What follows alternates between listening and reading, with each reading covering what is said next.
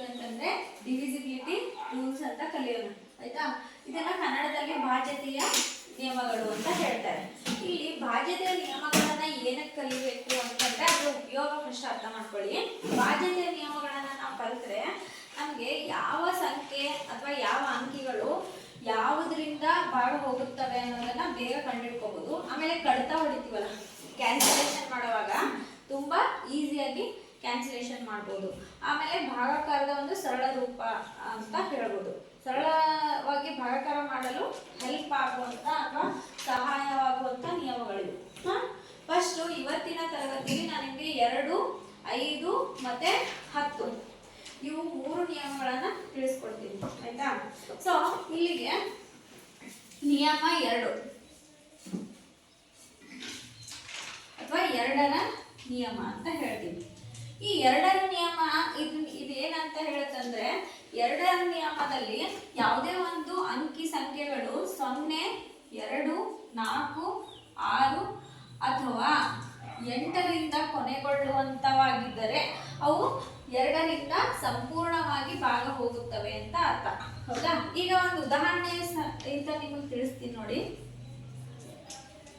ಉದಾಹರಣೆಗೆ ನೀವು ಯಾವ್ದಾದ್ರು ಒಂದು ಅಂಕಿ ಹೇಳಿ ಅಥವಾ ಸಂಖ್ಯೆ ಹೇಳಿ.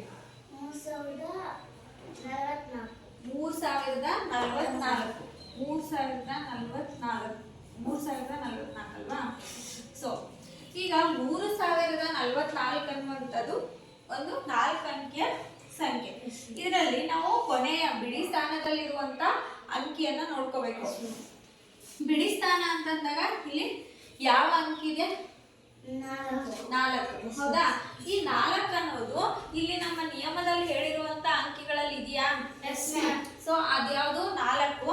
ಇಲ್ಲಿ 0, 2, 4, 6 ಅಥವಾ 8ರಲ್ಲಿ ಯಾವ್ದಾದ್ರು ಒಂದು ಅಂಕಿ ಆ ಕೊಟ್ಟಿರುವಂತ ಸಂಖ್ಯೆಯ ಬಿಡಿ ಸ್ಥಾನದಲ್ಲಿ ಬಂದಿದ್ದರೆ ಹೌದಾ ಆ ಒಂದು ಸಂಖ್ಯೆ ಏನಾಗಿರುತ್ತೆ 2ರಿಂದ ಸಂಪೂರ್ಣವಾಗಿ ಭಾಗ ಹೋಗುತ್ತದೆ ಅಂತ ಹೇಳಿದೆ. ಈಗ ಅದು ನಿಜಾನಾ ಅಂತ ನೋಡಲ್ವಾ. ಇಲ್ಲಿ ನೋಡಿ, ಈ ಸಂಖ್ಯೆನ 3044 ನಾವು 2ರ ನಿಯಮ ಅಲ್ವಾ 2ರಿಂದ ಭಾಗಿಸಿ ನೋಡೋಣ. 2ರ ನಿಯಮ 2ರಿಂದ ಭಾಗಿಸಿ ನೋಡೋದಾದ್ರೆ ಇಲ್ಲಿ 2ರಿಂದ ಭಾಗಾಕಾರ ಮಾಡ್ಬೇಕಾದ್ರೆ ಸ್ಟಾರ್ಟಿಂಗ್ ಅಲ್ಲಿ ನಾನು ಏನಿದೆ 3 ಇದೆ ಹೌದಾ. ಸೊ 3 ಅಂತಂದ್ರೆ 2 ಅಂದ್ಲಿ 2 ಎಲ್ಲರಿಗೂ ಭಾಗಾಕಾರ ಬರುತ್ತಲ್ವಾ. ಸೊ ಇಲ್ಲಿಗೆ 3ರಲ್ಲಿ 2 ಹೋದ್ರೆ 1, ನೆಕ್ಸ್ಟ್ ಸಂಖ್ಯೆ ಕೆಳಗೆ ಬರುತ್ತೆ 2, 5ಲಿ 10, 10ರಲ್ಲಿ 10 ಆಯ್ತು, 4, 2, 2ಲಿ 4, ಮತ್ತೆ ನೆಕ್ಸ್ಟ್ ಸಂಖ್ಯೆ ಕೆಳಗೆ ಬಂತು, ಮತ್ತೆ 2, 2ಲಿ 4, ಏನು ಉಳಿತು? ಶೇಷ 0. ಸೊ ಶೇಷ 0 ಬರ್ತಾ ಇದೆ ಅಂದ್ರೆ ಇಲ್ಲಿ ಸಂಪೂರ್ಣವಾಗಿ ಭಾಗವಾಗಿದೆ ಅಂತ ಅರ್ಥ. ಸೊ ಇದ್ಯಾವುದು 3044 2ರಿಂದ ಸಂಪೂರ್ಣವಾಗಿ ಭಾಗವಾಯಿತು. ಆದ್ರೆ ನಾನು ಈ ಭಾಗಾಕಾರ ಮಾಡೋಕ್ಕಿಂತ ಮುಂಚಿತವಾಗಿ ಹೇಳಿದ್ನಲ್ಲ ಇದು 2ರಿಂದ ಸಂಪೂರ್ಣವಾಗಿ ಭಾಗವಾಗುತ್ತದೆ ಅಂತ. ಅದಕ್ಕೆ ಅದು ಹೆಂಗ್ ಗೊತ್ತಾಗಿತ್ತು ನನಗೆ ಅಂತಂದ್ರೆ ಈ 2ರ ನಿಯಮದಿಂದ ಅಲ್ವಾ. ಸೊ ಈಗ ನಾನೇ ಒಂದು 2-3 ಸಂಖ್ಯೆ ಬರೀತೀನಿ, ಹೇಳ್ತೀರಾ ನೋಡೋಣ.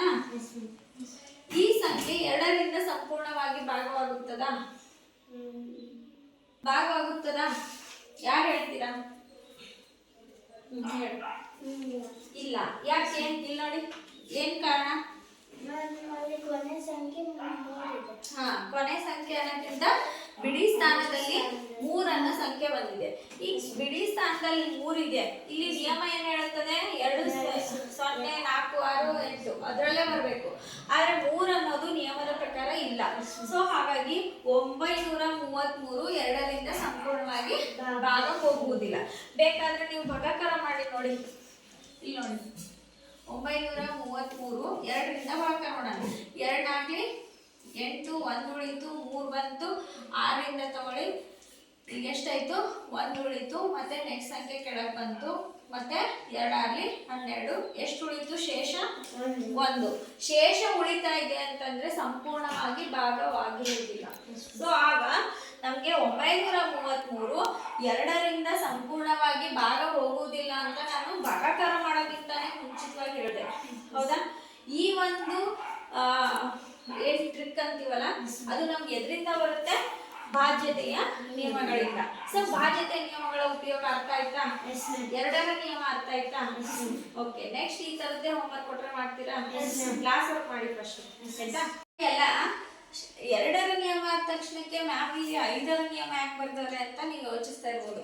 ಯಾಕೆ ಅಂತಂದ್ರೆ ಎರಡರ ನಿಯಮದ ತರಾನೇ 5 ಮತ್ತೆ 10ರ ನಿಯಮ ಇರೋದ್ರಿಂದ, ಅಂದ್ರೆ ಎಲ್ಲಿ ನಾವು ಎರಡರ ನಿಯಮದಲ್ಲಿ ಬಿಡಿ ಸ್ಥಾನವನ್ನ ನೋಡಿ ನಾವು ಎರಡರ ನಿಯಮವನ್ನ ಕಲಿತೋ, ಅದೇ ತರ 5ರ ನಿಯಮ ಮತ್ತೆ 10ರ ನಿಯಮದಲ್ಲಿ ಬಿಡಿ ಸ್ಥಾನವನ್ನ ನೋಡಿನೇ ನಾವು ಕಂಡಿಡ್ಕೋಬೇಕಾಗುತ್ತೆ. ಹಾಗಾಗಿ ನಾವು 5ರ ನಿಯಮ ಫಸ್ಟ್ ಕಲಿತು ನೆಕ್ಸ್ಟ್ 10 ಕಲಿತು ಆಮೇಲೆ ಯಾವ್ಯಾವ ಒಂದೇ ತರ ಇರ್ತಾವೋ ಜೊತೆಗೆ ಕಲ್ತ್ಕೊಂಡು ಹೋಗೋಣ.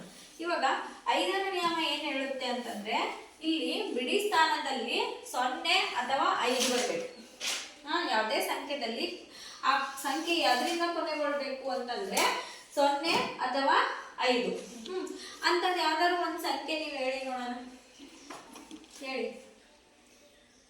ಲಾಸ್ಟ್ ಅಲ್ಲಿ 0 ಇರ್ಬೇಕು ಅಥವಾ 5 ಇರ್ಬೇಕು? 3555. ಆಗಲೇ 3044 ಹೇಳಿದ್ಲು, ಈಗ 3555. ಸೊ ಇವಾಗ ಸ್ಥಾನಿಕ ಹೇಳಿರೋ ತರ 3555 ಅಂತ ಒಂದು ಸಂಖ್ಯೆ, ಇಲ್ಲಿ ಬಿಡಿ ಸ್ಥಾನ 5ರಿಂದ ಕೊನೆಗೊಂಡಿದೆ. ಇದೇ ತರ ಇನ್ನೊಂದು ಎಕ್ಸಾಂಪಲ್ ನಾನು ಕೊಡ್ತೀನಿ. ಈಗ 960 ಅಂತ ಇದೆ. ಈ 960ರಲ್ಲಿ ಬಿಡಿ ಸ್ಥಾನದಲ್ಲಿ 0 ಇದೆ, ಹೌದಾ? ಈಗ ನೆಕ್ಸ್ಟ್ 7316 ಅಂತ ಒಂದು ಸಂಖ್ಯೆ, ಇಲ್ಲಿ ಏನಿದೆ ಬಿಡಿ ಸ್ಥಾನದಲ್ಲಿ 6. ಸೊ ಈ ಸಂಖ್ಯೆ 5ರಿಂದ ಸಂಪೂರ್ಣವಾಗಿ ಭಾಗ ಹೋಗುತ್ತದ? ಇಲ್ಲ. ಯಾಕೆ? ಇಲ್ಲಿ ನೋಡಿ, ಈ ಸಂಖ್ಯೆ ಹೋಗುತ್ತಾ? ಈ ಸಂಖ್ಯೆ 5ರಿಂದ ಭಾಗವಾಗುತ್ತಾ? ಸಂಪೂರ್ಣವಾಗಿ ಭಾಗವಾಗುತ್ತದ? ಈ ಸಂಖ್ಯೆ ಇದು ಇಲ್ಲ. ಯಾಕೆ ಅಂತಂದ್ರೆ ಇಲ್ಲಿ ಬಿಡಿ ಸ್ಥಾನದಲ್ಲಿ 5 ಇದೆ. ರೂಲ್ ಏನ್ ಹೇಳುತ್ತೆ, ನಮ್ ನಿಯಮ ಏನ್ ಹೇಳುತ್ತೆ, ಇಲ್ಲಿ 3 ಸಂಖ್ಯೆಗಳಿವೆ. ಒಂದು 3555, ಇಲ್ಲಿ ಬಿಡಿ ಸ್ಥಾನದಲ್ಲಿ 5 ಬಂದಿದೆ, ಹೌದಾ? ಇಲ್ಲಿ ರೂಲ್ ಹೇಳಿರೋ ಪ್ರಕಾರ ಬಿಡಿ ಸ್ಥಾನದಲ್ಲಿ 5 0 ಬರ್ಬೇಕು, ಇಲ್ಲ 5 ಬರ್ಬೇಕು. ಹಂಗಿದ್ರೆ ಮಾತ್ರ ಆ ಒಂದು ಸಂಖ್ಯೆ 5ರಿಂದ ಸಂಪೂರ್ಣವಾಗಿ ಭಾಗ ಹೋಗುತ್ತದೆ ಅಂತ ಅರ್ಥ, ಹೌದಾ? ಅದೇ ತರ ಇಲ್ಲಿ 960 ಯಾವ ಒಂದು ಅಂಕಿಯಿಂದ ಕೊನೆಗೊಂಡಿದೆ? 0ಯಿಂದ, ಹೌದಾ? 0 ರೂಲ್ ಪ್ರಕಾರ 0 ಅಂತ ಹೇಳೋರ ತಾನೆ. 0ಗೂ ಬಿಡಿ ಸ್ಥಾನದಲ್ಲಿ ಇರೋದ್ರಿಂದ ಈ ನಿಯಮದಲ್ಲಿ ಕೂಡ 0 ಅಥವಾ 5 ಅಂತ ಹೇಳಿರೋದ್ರಿಂದ ಇದು 960 ಕೂಡ 5ರಿಂದ ಸಂಪೂರ್ಣವಾಗಿ ಭಾಗ ಹೋಗುತ್ತದೆ. ಸೊ ಇವೆರಡು ಏನಾಯ್ತು? ಹೌದು, ಸಂಪೂರ್ಣವಾಗಿ ಭಾಗ ಹೋಗ್ತವೆ ಅಂತ ಅರ್ಥ. ಇನ್ನು ಇಲ್ಲಿ ಬನ್ನಿ 3ನೇ ಎಕ್ಸಾಂಪಲ್. ಈ 3ನೇ ಉದಾಹರಣೆಯಲ್ಲಿ 7316ರಲ್ಲಿ ಬಿಡಿ ಸ್ಥಾನಕ್ಕಿರೋದು 6. ನಿಯಮದ ಪ್ರಕಾರ ಅಲ್ಲಿ ಏನ್ ಬರ್ಬೇಕಾಗಿಲ್ಲಿ? 0 ಅಥವಾ 5. 0 ಅಥವಾ 5 ಬದಲಾಗಿ ಏನ್ ಬಂದಿದೆ? 6. ಹಾಗಾದ್ರೆ ಇದು ಈ ಒಂದು ಸಂಪೂರ್ಣ ಸಂಖ್ಯೆ 5ರಿಂದ ಸಂಪೂರ್ಣವಾಗಿ ಭಾಗ ಹೋಗುತ್ತದ? ಇಲ್ಲ, ಹೋಗಲ್ಲ. ಸೊ ಇದು ಹೋಗಲ್ಲ ಅಂದ್ರೆ ಇಲ್ಲ ಅಂತ ಅರ್ಥ. ನಾನಿಲ್ಲಿ ಹೌದು ಇಲ್ಲ ಇದೆಲ್ಲ ಬಂದೆ. ಬಟ್ ಒಂದು ಎಕ್ಸಾಂಪಲ್ ನಾವು ಸಾಲ್ವ್ ಮಾಡಿ ನೋಡೋದಾದ್ರೆ ನೋಡಿ, ಯಾವ್ದಾದ್ರು ಒಂದು ಹೌದು ಇರೋದು ನೋಡಿ, 960 ಇದು 5ರಿಂದ ಭಾಗವಾಗುತ್ತದೆ ಅಂತ ಬರ್ತಿದೀವಿ. ಆಗುತ್ತಾ ನೋಡಿ? 5 ಒಂದ್ಲಿ 5, 4 ಉಳಿತು, 6 ಕೆಳಗೆ ಬಂತು, 5 9 45, 1 ಉಳಿತು, ನೆಕ್ಸ್ಟ್ ಸಂಖ್ಯೆ ಕೆಳಗೆ ಬಂತು, 5 2 10, ಏನ್ ಉಳಿತಪ್ಪ ಶೇಷ? 0. ಸೊ ಸಂಪೂರ್ಣವಾಗಿ ಭಾಗವಾಯ್ತಾ? ಇನ್ನ ಇದು ಸಂಪೂರ್ಣವಾಗಿ ಭಾಗವಾಗೋದಿಲ್ಲ ಅಂತ ಕೊಟ್ಟಿದ್ದೀವಿ. ಸೊ ಅದನ್ನು ಚೆಕ್ ಮಾಡಿ ನೋಡೋದ. 7316 5ರಿಂದ ಅಲ್ವಾ ನಿಯಮ? ಸೊ 5ರಿಂದ ಭಾಗಾಕಾರ ಮಾಡಿ. 5 ಒಂದ್ಲಿ 5, ಎಷ್ಟು ಉಳಿತು? 2, 3 ಕೆಳಗೆ ಬಂದ್ರೆ 23, 5 ಎಷ್ಟಲಿ? 5 4 20, 3 ಉಳಿತು, ನೆಕ್ಸ್ಟ್ ಸಂಖ್ಯೆ ಕೆಳಗೆ ಬಂದ್ರೆ 31, 6 30, 1, ನೆಕ್ಸ್ಟ್ ಸಂಖ್ಯೆ 6. ಸೊ 5 3 15, ಎಷ್ಟು ಉಳಿತು ಶೇಷ? 1. ಸೊ ಏನಾದ್ರೂ ಶೇಷ ಒಂದು ಸಂಖ್ಯೆ 0ನ ಹೊರತುಪಡಿಸಿ ಉಳಿದಾಗ ಅದೇನಾಗಿರುತ್ತದೆ? ಸಂಪೂರ್ಣವಾಗಿ ಭಾಗ ಹೋಗಿರುವುದಿಲ್ಲ. ಇಲ್ಲೇನಾಯ್ತು? ಶೇಷ 0 ಬರೋದ್ರಿಂದ ಅದೇನಾಯ್ತು? ಸಂಪೂರ್ಣವಾಗಿ ಭಾಗವಾಯಿತು ಅಂತ ಅರ್ಥ. ಅಲ್ಲಿಗೆ ನಾವು ಭಾಗಾಕಾರ ಮಾಡ್ದೇನೆ ಮುಂಚಿತವಾಗಿ ಹೇಳುವಂತ ಕೆಪಾಸಿಟಿ ಯಾವ್ದ್ರಿಂದ ಬಂತು? ಭಾಜ್ಯತೆಯ ನಿಯಮದಿಂದ. ಇವಾಗ ಎಲ್ಲರಿಗೂ 5ರ ನಿಯಮ ಅರ್ಥ ಆಯ್ತಾ? ಸೊ ಈಗ ಈ ತರ ಕ್ಲಾಸ್ ಕೊಟ್ಟರೆ ಮಾಡ್ತೀರಾ? ಓಕೆ, ತಗೊಳ್ಳಿ ಹೋಮ್ವರ್ಕ್, ಕ್ಲಾಸ್ ಎಲ್ಲ ಇದ್ರಲ್ಲಿ ಮಾಡಿ ನೋಡೋಣ. ನಾವು 2ರ ನಿಯಮ ಕಲ್ತ್ವಿ ಮತ್ತೆ 5ರ ನಿಯಮ ಕಲ್ತ್ವಿ. ನೆಕ್ಸ್ಟ್ 10ರ ನಿಯಮ. 10ರ ನಿಯಮ ಏನ್ ಹೇಳುತ್ತೆ ಅಂತಂದ್ರೆ, ಓನ್ಲಿ ಬಿಡಿ ಸ್ಥಾನದಲ್ಲಿ ಏನಿರ್ಬೇಕು? 0 ಇರಬೇಕು. ಯಾವುದೇ ಸಂಖ್ಯೆ ತಗೊಳ್ಳಿ ಬಿಡಿ ಸ್ಥಾನದಲ್ಲಿ 0 ಬಂದ್ಬಿಟ್ಟಿದ್ರೆ ನಾವು ಡೈರೆಕ್ಟ್ ಆಗಿ ಇದು 10ರಿಂದ ಸಂಪೂರ್ಣವಾಗಿ ಭಾಗ ಹೋಗುತ್ತದೆ ಅಂತ ಹೇಳ್ಬಿಡ್ಬೋದು. ಯಾವ್ದು ಎಕ್ಸಾಂಪಲ್ ಹೇಳೋದಾದ್ರೆ 7860 ಅಂತ ಒಂದು ಸಂಖ್ಯೆ ತಗೊಂಡೆ. ಇಲ್ಲಿ ಬಿಡಿ ಸ್ಥಾನ ಯಾವುದು ಇದಲ್ವಾ? ಸೊ ಬಿಡಿ ಸ್ಥಾನದಲ್ಲಿ ಏನಿದೆ 0. ನಮ್ಮ ರೂಲ್ ಹೇಳೋ ಪ್ರಕಾರ ಬಿಡಿ ಸ್ಥಾನದಲ್ಲಿ ಏನಿರಬೇಕು 0 ಇರಬೇಕು. ಬಿಡಿ ಸ್ಥಾನದಲ್ಲಿ 0 ಬಂದ್ರೆ ಅದು 10ರಿಂದ ಸಂಪೂರ್ಣವಾಗಿ ಭಾಗ ಹೋಗುತ್ತದೆ ಅಂತ ಅರ್ಥ. ನಾವೀಗ ಬಿಡಿ ಸ್ಥಾನದಲ್ಲಿ 0 ಇರೋದ್ರಿಂದ ಇದು 10ರಿಂದ ಸಂಪೂರ್ಣವಾಗಿ ಭಾಗ ಹೋಗುತ್ತದೆ ಅಂದ್ರೆ ಹೌದು ಅಂತ ಬರ್ಬೇಕು. ಹೌದಾ? ವಿತೌಟ್ ಡಿವಿಷನ್, ಭಾಗಾಕಾರ ಮಾಡ್ದೇನೆ ಮುಂಚಿತವಾಗಿ ಹೇಳಿದ್ವಿ. ಸೊ ಭಾಗಾಕಾರ ಮಾಡೋಣ ನೋಡಿ.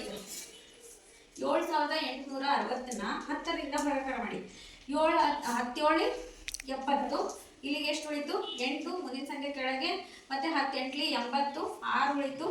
ಮುಂದಿನ ಸಂಖ್ಯೆ 0. ಸೊ 60. 10 60. ಇಲ್ಲಿಗೆ ಶೇಷ 0. ಶೇಷ 0 ಬಂದ್ರೆ ಅರ್ಥ ಏನು?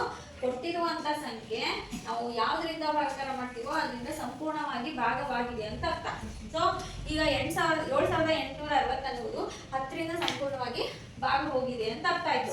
ಈಗ ಇನ್ನೊಂದು ಯಾವ್ದಾದ್ರು ಭಾಗ ಹೋಗದಿರುವಂತ ಸಂಖ್ಯೆ ನೀವು ಹೇಳ್ಬೋದಾ? ಬಿಡಿ ಸ್ಥಾನದಲ್ಲಿ 0 ಬಂದಿರಬಾರ್ದು. ಅಂತವೆಲ್ಲ ಸಂಖ್ಯೆಗಳೇನಾಯ್ತು 10ರಿಂದ ಸಂಪೂರ್ಣವಾಗಿ ಭಾಗ ಹೋಗುದಿಲ್ಲ. ಯಾಕಂದ್ರೆ ನಿಯಮ ಹೇಳುತ್ತೆ ಬಿಡಿ ಸ್ಥಾನದಲ್ಲಿ ಬರೀ 0 ಬರಬೇಕು. ಹಾಗಾದ್ರೆ ನಮ್ಗೆ ಈಸಿಯಾಗಿ ಹೇಳ್ಬೋದಲ್ಲ, ಬಿಡಿ ಸ್ಥಾನದಲ್ಲಿ 0 ಇದ್ದಿರೋಂತ ಒಂದು ಸಂಖ್ಯೆ ನೋಡಿ ಅದು 10ರಿಂದ ಸಂಪೂರ್ಣವಾಗಿ ಭಾಗವನ್ನೇ ಹೋಗುದಿಲ್ಲ ಅಂತ ಯಾವ್ದಾದ್ರು ಹೇಳ್ತೀರಾ? ತೇಜಸ್ವಿನಿ ಹೇಳು.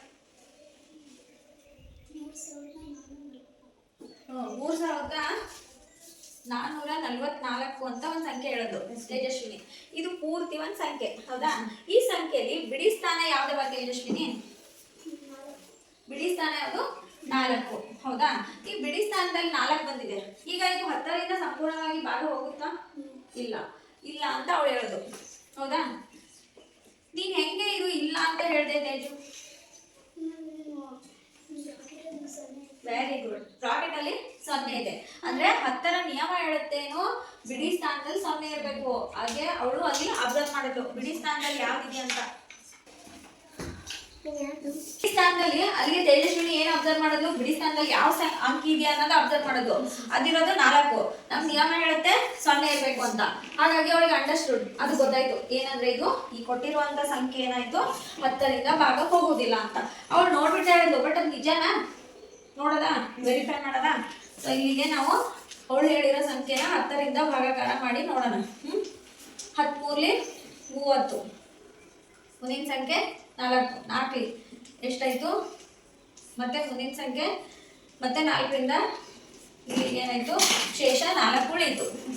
ಅವಾಗ ನಮ್ಗೆ ಏನಾಯ್ತು ಗೊತ್ತಾಯ್ತಲ್ಲಿ 3444 10ರಿಂದ ಸಂಪೂರ್ಣವಾಗಿ ಭಾಗವಾಗಿಲ್ಲ. ಯಾಕಂದ್ರೆ ಇಲ್ಲಿ ಶೇಷ 4 ಉಳಿತು. ಇದರಿಂದ ನಮ್ಗೆ ಈ ಒಂದು ನಿಯಮ ಸುಳ್ಳು ಹೇಳಲ್ಲ, ನಿಜ ಹೇಳುತ್ತೆ. ಹಾಗಾಗಿ ನಾವು ಇದನ್ನ ನಂಬಬಹುದು ಅನ್ನೋದು ಗೊತ್ತಾಯ್ತು. ಹೀಗೆ ನೀವು ಬೇರೆ ಬೇರೆ ಸಂಖ್ಯೆಗಳನ್ನ ನೀವು ಪ್ರಯತ್ನ ಪಡ್ತೀರಾ? ನಾನೊಂದೆರಡು ಹೇಳ. ಸರಿ ಹೇಳಿ ನೋಡೋಣ. ಈ ಸಂಖ್ಯೆ 10ರಿಂದ ಭಾಗ ಹೋಗುತ್ತದ? ಯಾರು ಕೈ ಎತ್ತಬೇಕು? ಹೇಳ ಈ ಸರಿ. ಮ್ಯಾಮ್ ಹೋಗುದಿಲ್ಲ ಮ್ಯಾಮ್. ಬ್ರಾಕೆಟ್ ಅಲ್ಲಿ 0 ಐತೆ ಮ್ಯಾಮ್. ಇಲ್ಲಿ 7 ಐತೆ. ಬ್ರಾಕೆಟ್ ಅಲ್ಲಿ 0 ಐತೆ, ಇಲ್ಲಿ 7 ಐತೆ ಅಂತ ಹೇಳ್ಬಾರ್ದು. ನಿಯಮದ ಪ್ರಕಾರ ಬಿಡಿ ಸ್ಥಾನದಲ್ಲಿ 0 ಇಲ್ಲ ಇಲ್ಲಿ. ಹೌದಾ? ಜಸ್ಟ್ ತಿಳ್ಕೊಂಡಿರೋ ಸರಿ, ಬಟ್ ಹೇಳ್ತಾ ಇರೋದು ಸರಿ ಇಲ್ಲ. ಹೆಂಗಂದ್ರೆ ಇಲ್ಲಿ ಬಿಡಿ ಸ್ಥಾನ ಅನ್ನೋದು ಮುಖ್ಯ. ಹೌದಾ? ಬಿಡಿ ಸ್ಥಾನ ಅಂತ ಹೇಳ್ಬೇಕಲ್ಲಿ ಸ್ಪಷ್ಟವಾಗಿ. ಅಥವಾ ಸಂಖ್ಯೆ ಕೊನೆಗೊಳ್ಳುವುದು ಅದರಿಂದ 7ರಿಂದ. ದಟ್ ಈಸ್ ವಾಟ್ ಬಿಡಿ ಸ್ಥಾನ. ಬಿಡಿ ಸ್ಥಾನದಲ್ಲಿ ಏನಿದೆ 7 ಅಂತ ಬಂದ್ಬಿಟ್ಟಿದೆ. ಸೊ ಅಲ್ಲಿ 0 ಬಂದಿದೆ. ಹೌದು ಅಲ್ವಾ? ಸೊ ಈಗ ನಿಮ್ಗಿದು ಅರ್ಥ ಆಯ್ತು ಅನ್ಕೋತೀನಿ. ಸೊ ಪೂರ್ಣಿಮಾ ಹೇಳೋಣ. ಸಿಡ ವೆರಿ ಗುಡ್. ಐಸಿರಿ. ಈ ಸಂಖ್ಯೆ ಹೋಗುತ್ತಾ? ಇದು ಇದು ಹೋಗಲ್ವಾ? ಇದು ನೋಡು ನೀಟಾಗಿ. ಹೋಗಲ್ವಾ? ಹೋಯ್ತದೆ. ಹೋಯ್ತದ? ಯಾಕೆ? ಒಂದ್ಸರಿ ಹೋಗುತ್ತೆ ಅಂತ ಹೇಳ್ತೀಯ, ಒಂದ್ಸರಿ ಹೋಗಲ್ಲ ಅಂತ ಹೇಳ್ತೀಯ. ಯಾಕೆ ಹೋಗಲ್ಲ? ಕಾರಣ ಹೇಳ್ಬೇಕು ನನಗೆ. ಹೇಳ್ಕೊಡೋಣ.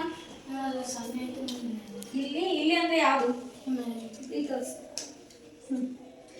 ಇಲ್ಲಿ ಅಂದ್ರೆ ಬಿಡಿ ಸ್ಥಾನ ಅಂದ್ರೆ ಇಲ್ಲಿ ಸ್ಥಾನ. ಬಿಡಿ 10, 100, 1000, 10,000 ಸ್ಥಾನ ಬೆಲೆಗಳು ಗೊತ್ತಲ್ವಾ? ಸೊ ಇಲ್ಲಿ ಬಿಡಿ ಸ್ಥಾನದಲ್ಲಿ ಏನಾಗಿದೆ? 8 ಇದೆ. ಇಲ್ಲಿ 0 ಆಗಿದ್ರೆ ಹೌದು ಅಂತ ಹೇಳ್ಬೋದಾಗಿತ್ತು. ಭಾವನೆ ಅರ್ಥ ಆಯ್ತಾ? ಇಲ್ಲಿ ನೋಡು, ಬಿಡಿ ಸ್ಥಾನದಲ್ಲಿ 8 ಬಂದಿದೆ. ಬೇರೆ ಯಾವುದೇ ಅಂಕಿಗಳು ಬಂದ್ರು ಹೋಗಲ್ಲ. ಅದು ಓನ್ಲಿ ಅಲ್ಲಿ ಏನ್ ಬರ್ಬೇಕು? 0 ಬರ್ಬೇಕು ಅಥವಾ 0 ಬರ್ಬೇಕು. ಬಿಡಿ ಸ್ಥಾನದಲ್ಲಿ 0ಇಂದ ಕೊನೆಗೊಂಡಿರುವಂತ ಸಂಖ್ಯೆ ಆಗಿದ್ರೆ ಅಲ್ಲಿ ಬಿಡಿ ಸ್ಥಾನದಲ್ಲಿ 0 ಬಂದಿದ್ರೆ ಮಾತ್ರ ಅದೇನಾಗುತ್ತೆ? 10ರಿಂದ ಸಂಪೂರ್ಣವಾಗಿ ಭಾಗ ಹೋಗುತ್ತದೆ. ಹಾಗಾದ್ರೆ ಇವೆರಡು ಏನಾಯ್ತು? ಹೋಗುವುದಿಲ್ಲ. ಏನು ಹೋಗುವುದಿಲ್ಲ? ಸಂಪೂರ್ಣವಾಗಿ ಭಾಗ ಹೋಗುವುದಿಲ್ಲ.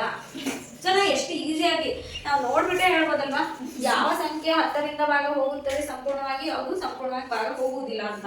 ಸೊ ಈ ಒಂದು ಟ್ರಿಕ್ ನಮ್ಗೆ ಯಾವ್ದ್ರಿಂದ ಗೊತ್ತಾಗುತ್ತೆ?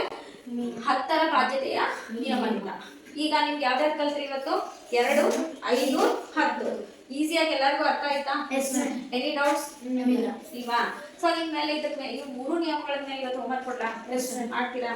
Okay, very good.